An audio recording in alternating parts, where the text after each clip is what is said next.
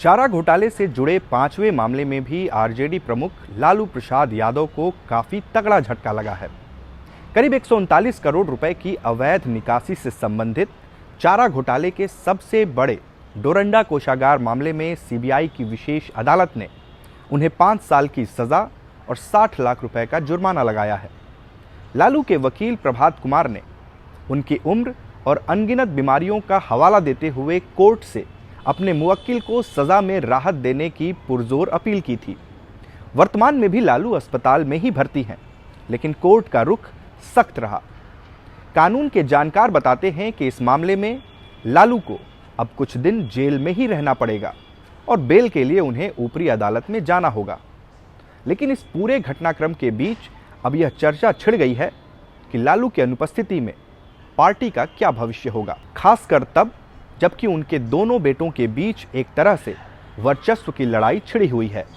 हालांकि जानकार बताते हैं कि इसका आरजेडी के भविष्य पर कोई असर नहीं पड़ेगा, बल्कि उल्टा उन्हें राजनीतिक लाभ ही पहुंचाएगा, क्योंकि एक ही नींबू बार बार निचोड़ते निचोड़ते अब वह बिल्कुल ही तीखा हो चुका है और लोगों को इसका स्वाद अब बिल्कुल भी नहीं भा रहा।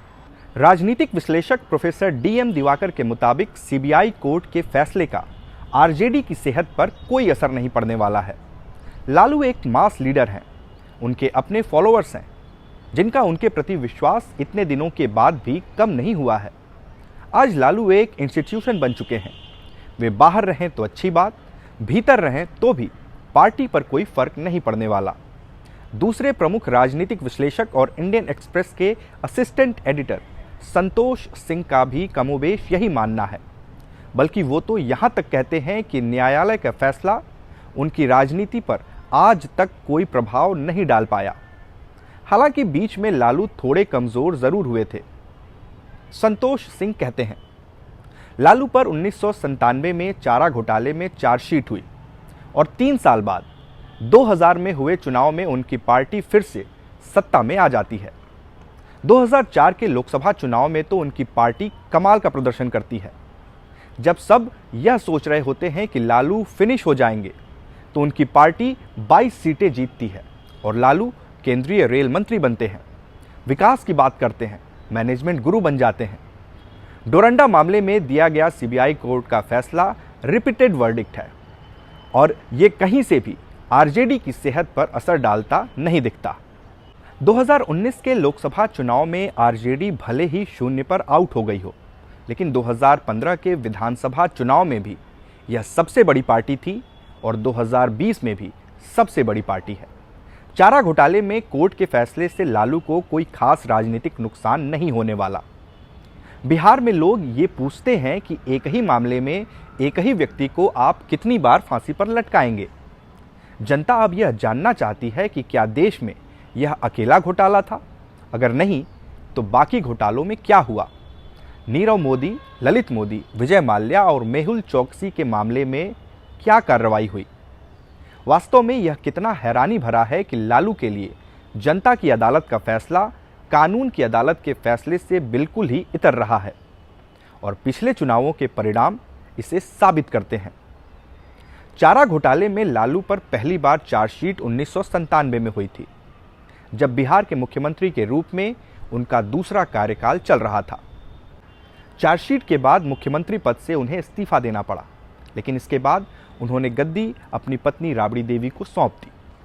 चारा घोटाले के सामने आने के बाद सबकी निगाहें 2000 के विधानसभा चुनाव पर थीं, क्योंकि आरजेडी अध्यक्ष के चेहरे पर दाग लग चुका था और पार्टी में भी टूट हो चुकी थी।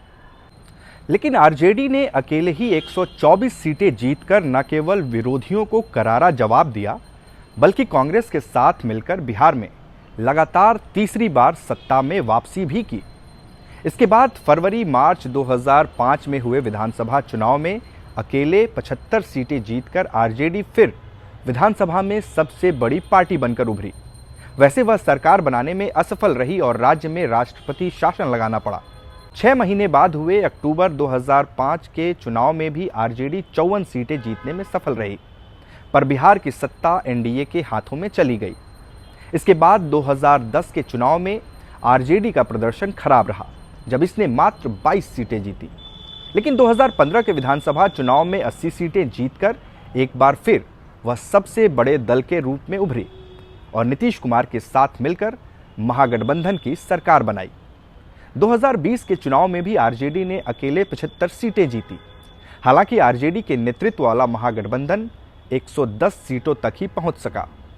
इस तरह से महागठबंधन की सरकार बनते बनते रह गई, लेकिन आरजेडी ने शानदार तरीके से अपने वजूद को कायम रखा हुआ है। एनडीए और खास तौर पर पीएम नरेंद्र मोदी के दौर में भी आरजेडी एक चुनौती साबित हो रही है, जबकि खुद नीतीश कुमार की पार्टी तीसरे नंबर पर पहुंच चुकी है। चारा घोटाले में बार बार दोषी करार दिए जाने से उनकी पार्टी और परिवार को जरूर झटका लगा है, लेकिन खुद लालू बेफिक्र नजर आते हैं। इसकी एक वजह यह भी है कि उन्होंने अपने नेतृत्व का हस्तांतरण अपने छोटे बेटे तेजस्वी यादव को कर दिया है और जनता भी उन्हें अपना नेता मान चुकी है। पिछले विधानसभा चुनाव में आरजेडी का प्रदर्शन इसका स्पष्ट उदाहरण है। यह प्रदर्शन इसलिए खास मायने रखता है क्योंकि पिछले चुनाव के दौरान लालू जेल में थे और पार्टी का नेतृत्व तेजस्वी ने ही किया था। यह तेजस्वी के भाषणों का ही कमाल था कि युवाओं की भीड़ उन्हें सुनने के लिए पागल दिखाई पड़ती थी। तेजस्वी भी एक दिन में 12 से लेकर 15 रैलियां कर रहे थे। आखिर में जब वोटों की गिनती खत्म हुई तो आरजेडी के नेतृत्व वाला महागठबंधन सत्ता के करीब तो पहुंच चुका था, लेकिन आखिरकार बाजी एनडीए ने मारी और तेजस्वी मात्र 12 सीटों के अंतर से सरकार बनाते बनाते रह गए। पॉलिटिक्स तो सेफ है, लेकिन परिवार में कलह उन्हें जरूर परेशान कर रही है। जहां तेजस्वी पिछली गठबंधन की सरकार में उप मुख्यमंत्री थे, तेज प्रताप को लालू ने नीतीश सरकार में स्वास्थ्य मंत्री बनवाया था और अपनी बड़ी बेटी मीसा भारती को राज्यसभा भेजा था। जहां तक पार्टी का सवाल है, लालू ने भले ही अभी तक आधिकारिक तौर पर इसका नेतृत्व तेजस्वी को न सौंपा हो, लेकिन अनाधिकारिक तौर पर तेजस्वी ही आज पार्टी का नेतृत्व कर रहे हैं। हाल फिलहाल में काफ़ी जोरों की चर्चा थी कि आरजेडी की राष्ट्रीय कार्यकारिणी की बैठक में लालू यादव तेजस्वी को विधिवत तरीके से अपना उत्तराधिकारी घोषित कर देंगे, लेकिन किसी कारणवश उन्होंने अपना फैसला कुछ समय के लिए टाल दिया है। पार्टी के नए अध्यक्ष की घोषणा अब इसी साल अक्टूबर में होगी।